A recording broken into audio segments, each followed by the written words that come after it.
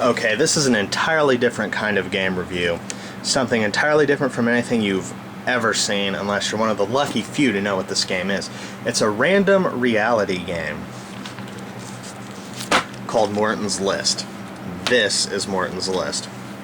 Now, it's simple to play and can offer a lifetime of life-fulfilling awesomeness and entertainment. It truly is the end of all boredom if played correctly. How you play is you get this magic sack of dice, which I've had for a very long time. All the little felt shit is rubbed off and it, looks like roadkill now, but, when I first bought it, it looked pretty badass. So, this is what comes in the bag. I added the malt liquor 40 cap and Faygo bottle cap for positive juju and, good vibes all around. Now, the 6 dice are used for the beginning of the game when you determine the table master. It's suggested that you have at least 3 people to play, but I've played with 2 people and it's just fine, and if I play with just 2 people, I just use 2 dice, because, why the hell not? You roll all 6 dice, you count your number, and whoever gets the lowest number that round takes one of the dice out of the group, and you continue to roll off until eventually you're left with the table master. So it can take a few minutes or however. It's also suggested that inner circles or groups that regularly play together come up with their own rituals. So usually before I play or roll for the table master, I have all the people that are going to play pass the bag around and put positive juju and karma, energy and shit into the bag. And I usually make up a voodoo chant every time and require that everyone chants it while they fill it with positive karma, and then roll for the table master. This is the Morton Boulder. This is a 30-sided die, and only the table master gets to roll this die. That's their responsibility. And after you've determined who the table master is, you go to Morton's List. Actually, that would be right here. You go to Morton's List. And you end up going to one of these other lists. And you can get caught in a chain where you bounce from a few quests or lists. Mutations and deviations, those add different elements to the game. Let's say you roll the quest where you have to pick up a date, where everyone in the inner circle has to go where potential mates are and try hitting on them. So let's say you get a mutation where you have to hold an item. The inner circle comes up with an item that the entire group has to hold while attempting to romance the babes. So let's say everyone decides on a box of Fruit Loops. So you have to take this box of Fruit Loops into a bar and hit on chicks while holding a box of Fruit Loops. You'll look like a dumbass. Or you can decide on something a little more interesting. It's up to the group and the imagination and what you have on hand, really. Like, let's say you have to go hit on women while holding an Atari controller, and that would be weird. And each one of the lists, the other lists in the game, are grouped together by a common theme. There's a list that's, mostly nighttime missions, or missions that are all daytime missions on the Solar Rise list. Explore a library. Let's see. Marvelous museums, living history, go fly a kite. Order in the court. I believe that one has you go to court and, watch trials in action. And there's a world of possibility. Like, how do you get to the court? Let's say instead of just driving, you have to trick someone into taking you and sitting with you and forcing them to endure it when they're not even playing the freaking game. You can do whatever you want. There's a mission in here that's have a cookout. That's all it is. All you have to do, all that's required is that you cook food outdoors and eat it outdoors. But let's say you don't have money, so you have to trick someone into providing you with the food to be grilled. Or let's say you don't have a grill, so the group decides that you have to steal a grill from somewhere or someone and use it for your cookout, or steal it and then return it so that that person is none the wiser. It's all open up to interpretation and what you're comfortable with.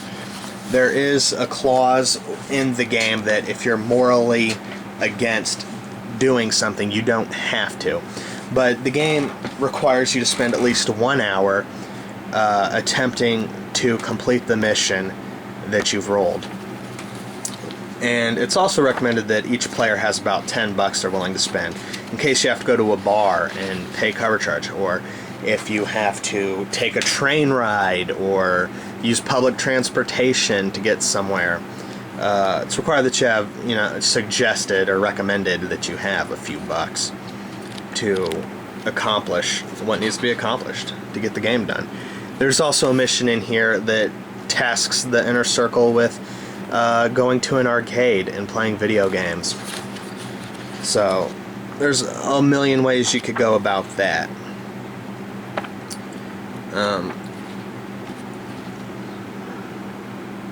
Yeah, there's some lists that are harder to get to than others, and then one that's extremely hard to get to, Chaos. All these missions are a little more exciting. Live nudes. The inner circle is tasked with seeing living naked people. So that's one of the ones where someone might have a moral objection to seeing titties because they're some kind of homo or something, or just bashful. So they could sit out, but they get no credit for completing the quest. Part of the game is doing things you wouldn't do normally. Spread propaganda. That looks interesting. Spread propaganda permits the inner circle to mislead the public by disseminating a one-sided or morally ambiguous message. Now, each mission is set up. It's got a little intro story that gives an example of what's coming up as the mission. This little shit in the lines right here is the basic Cliff Notes version of this is what you gotta do. And then there's a little follow-up. And then if the group you're playing with isn't very creative, it always offers an idea that you don't have to do this, but it's just one way to complete the quest. The inner circle creates several picket signs proclaiming dead animals are good to eat. Group members also print up several hundred pamphlets that appear to be written from a very pro-meat standpoint at first glance.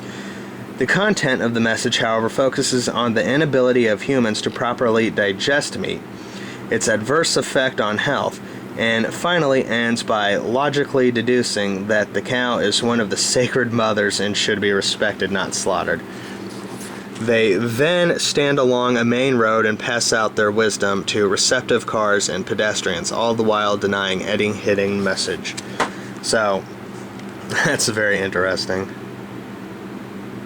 Go for broke increases the inner circle's hopes with gambling. Idea. One member of the inner circle is given 10 minutes to try and convince a stranger to carry a big empty box across a busy street. The only stipulations are that while propositioning people, the member can offer nothing in return for the favor and must claim that the box is just too heavy. Beforehand, group members make bets amongst each other as to whether or not they think a chosen member can accomplish the task. They then come up with other interesting situations on which to place bets. It's a good one. I had a mission once where I had to explore paranormal activity, so we went to a graveyard and ran into some weird people that said stupid things, and it's a good time.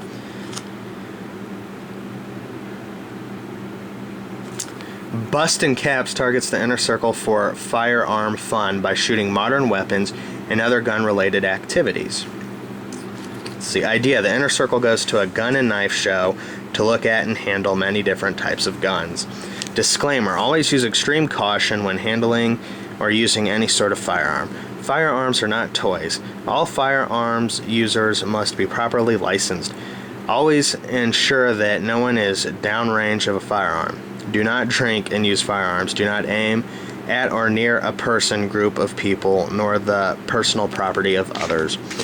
If there's anything that could potentially go wrong, it generally gives you a disclaimer like that. But like I said, the game is up to the individuals playing. There's more than one way to skin a cat, and you can go about it however you want. There's a mission that tasks you with graffiti. You have to go out and tag some shit. Celestial Night. Let's see what that is. 232.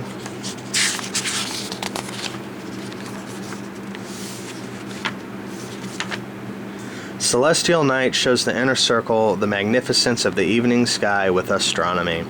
The inner circle goes to an observatory to take advantage of its high-powered telescope and other astronomical aids.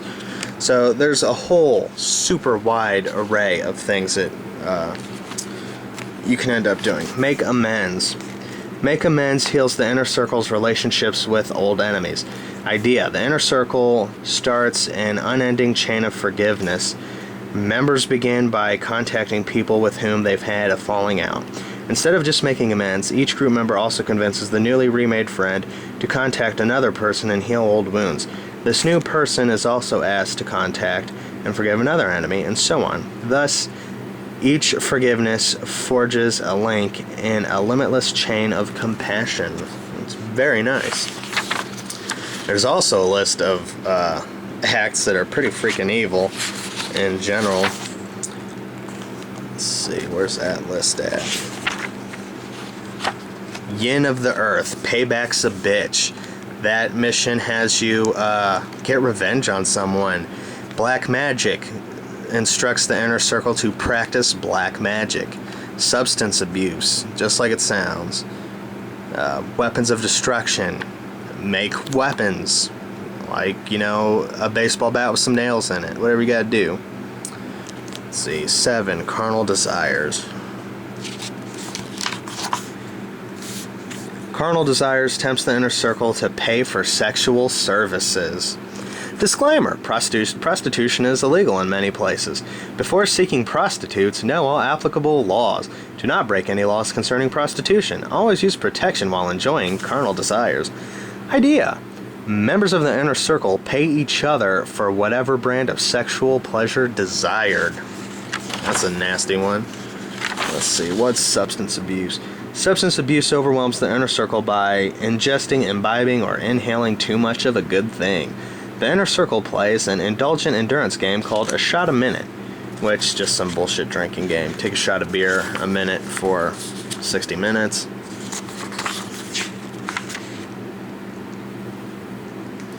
Vile Tempters pressures the inner circle to get others to break their morals. Well, that's a good one. Alright. The Twilight Scroll. Now this is the hardest list to get to, but it can be done. Never seen it happen. Never heard of anyone having rolled to this list, but, you know, with the use of the Morton boulder and a good karma juju night, could get you there. One of the most interesting ones here is Escape the Planet. Challenges the inner circle to reach escape velocity and leave the Earth. And all these quests in this list can take an entire lifetime to accomplish. 16. Obtain eternal life. And it gives you suggestions on how to complete all of these quests. And it gives a little bit of background information and tells you one way you could go about to accomplish the quest. All except for the last one, which is the most interesting, as it gives absolutely no help. It gives no information at all. It's just the name of the quest, and that's it. Let's see. Lost Atlantis, Meet Your Maker, World Dominance. Let's read World Dominance. World dominance entices the inner circle to become the supreme rulers of the entire planet. Let's see the idea. Idea. The inner circle first establishes an independent island country in the South Pacific, then joins and ultimately dominates the United Nations. The group uses this international treaty organization to take control of the countries that are a part of it. After group members have the entire world in their back pockets, they laugh insanely and gloat over the power they have attained. They rest uneasily though, feeling a tinge of dissatisfaction, realizing that this isn't enough. Their hunger turns to the skies as they watch the moon freely rise and set every night, its face mocking them from the heavens. Enraged, the group begins channeling the world's resources to arm all the space shuttles, rockets, and astrocosmonauts.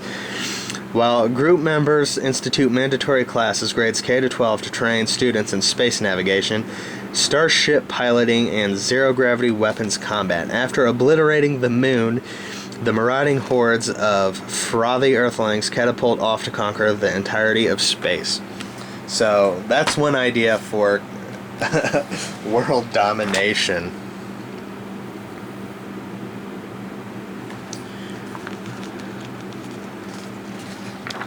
Man, I would love to roll one of these quests. I mean, there's nothing really stopping me from just doing it. I mean, you can just read through the book and do it, but playing the game and being bound to attempting to complete the quest is a lot of fun. Miracle Worker sanctions the Inner Circle to perform an actual documented miracle.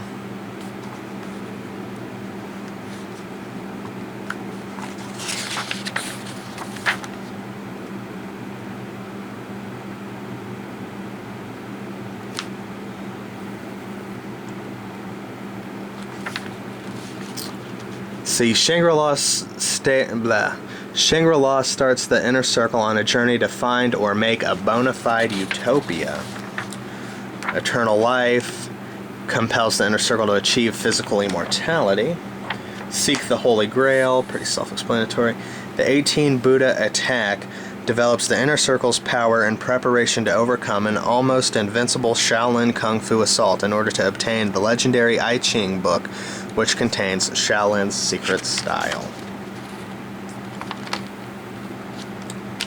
Let's see, Crystal Skulls evokes the Inner Circle's sense of mystery by attempting to find and possess a genuine ancient crystal skull of unexplainable origin. Center of the Earth urges the Inner Circle to journey downward into the planet's bowels. Big Money Hustler drives the Inner Circle to become the richest people on the planet. Here's an excellent one. Become a Ninja entices the Inner Circle to become a true-to-life practitioner of the secret art of ninjutsu. Idea. The Inner Circle seeks Thomas Tang, a Hong Kong film producer whose extensive films document the many secret aspects of ninja society. The group seeks to use Mr. Tang's real-world ninja connections to both enter as ninja trainees and explore the possibility of entering the Hong Kong film industry. Time travel moves the Inner Circle to experience the first-hand a time other than the present.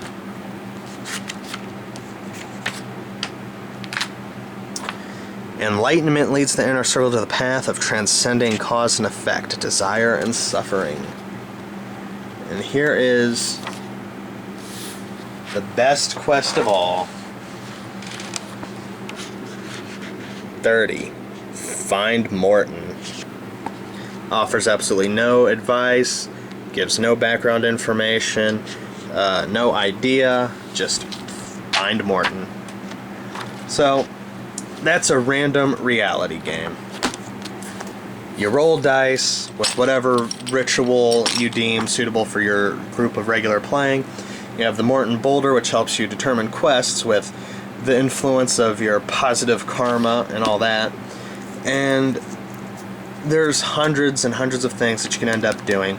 And even if you get the same quest more than once, it changes dramatically from group to group and the ideas that they bring forth on how to accomplish the goals. So you can buy this at Amazon.com, and it's, not that expensive. I think it's like 15 or 20 bucks. There's an expansion book called 360 Degrees of Morton's List, which adds more mutations and deviations. There's also an official quest log. The back of the book has a limited little quest log, which I printed off a bunch of extras a few years ago, and they've been stuck in the book ever since. And Sometimes I fill them out. Actually, the last time I played, I did fill out the quest log. And that was when I was just playing with one other person. So this is, called Morton's List, The End of All Boredom. It's probably the most ingenious game ever put together. The way the grouping of different quests works together. The deviations and mutations is genius. Here's an actual sweet little photocopy of the original handwritten Morton's List. The binding in these books go. Like, every copy I've seen was, bought like 8 years ago and is in pretty bad condition. Mine's in better condition than most of them because, I take good care of shit. So this book falling apart is definitely an issue with the binding. I've seen on either one of the forums dedicated to Morton's List or somewhere on the internet that someone took this to like a Kinko's or any other print store and had them spiral bind it. So they completely undid the binding and then had it put into a spiral. And so I've been thinking about buying a new copy and having it spiral bound because I do like the weathered look. I mean, it adds character to the book that it's, a little beat up, been played with, gone on crazy missions to cemeteries and missions on a quest for, bad, naughty things. And I just think it adds more character and flair to it. So that's Morton's List, a random reality game where the game is to go out and live life and have fun adventures. It's up to you if you want to be shifty and devious or be a good Samaritan. It's entirely up to the table master and the group playing the game. And you'll notice that I've got all these bookmarks. These are just interesting things that are in the book. I mean, it's a fucking interesting book to just flip through and read, if anything. Here's the Seduce a Date mission. Seduce a Date inspires the inner circle to approach unknown person and ask them for a date. Idea: the inner circle scopes out an area where there's a high chance of meeting prospective dates. Group members select people for other group members to approach and seduce, and vice versa. This could lead to some unusual situations in which the group asks out people who might not normally be considered. And then an asterisk. Although this quest lacks the car, money, and time icons, this is probably the one quest where they are most helpful. You don't need them, but you may want, need, or have to have them. Each one of the quests has a little icon for time, money, and other little factors that, like if there's absolutely no way you can travel and the mission absolutely requires you to be mobile, you can roll again. But it's generally agreed upon that you try for at least 1 solid hour to accomplish any quest given, and if you can't, after the time given, come up with an agreeable solution, you can then roll again. But it's most fun when played with people that take it seriously and engage in the voodoo chants and take the book seriously and treat it as a mystical tome of sacred knowledge, even though it's just a game. It's more fun if you take it seriously and have a good time, giving it your all to complete every quest rolled. I've had quite a few good times with this game. I wish I could find some people that were actually willing to give it 100% and try to complete the quests rolled. But I recommend this game to anyone that, if you got a couple of friends and you're always sitting around on the couch being bored, this is the game for you. Read the rules real quick. It's, I pretty much went over them all. You just choose a leader and go and have a great time. Joystick Junkie. Joystick Junkie entices the inner circle playing any home or portable video game system. So there's 2 video game missions. You can end up having to go play Pong at some dude's house. Or having to go to an arcade. There's just Or, you know, if you're extremely fucking lucky, you could be tasked with becoming a ninja. And how fucking awesome would that be, to have an actual mystical, magical source telling you to be a legitimate ninja master? So, I recommend this game to anyone brave enough. This is not for the faint of heart. This is for people willing to grab life by the balls and just fucking go full force, man. Can be had at Amazon. It's not that expensive. Maybe 15, 20 bucks, I believe. They used to sell this shit at Hot Topic years and years ago. I doubt they still do, but I've seen it in fucking Hot Topic before. Personally, I would get it at Amazon because I hate Goth and Go. That is like the worst fucking place. Yeah. So, buy this game, man. Get a couple of people together, engage in a voodoo ritual, and play the fuck out of Morton's List. One of a kind, best game ever made. It's more fulfilling than any other game can be because you're making real life memories with real life people and doing real life awesome things.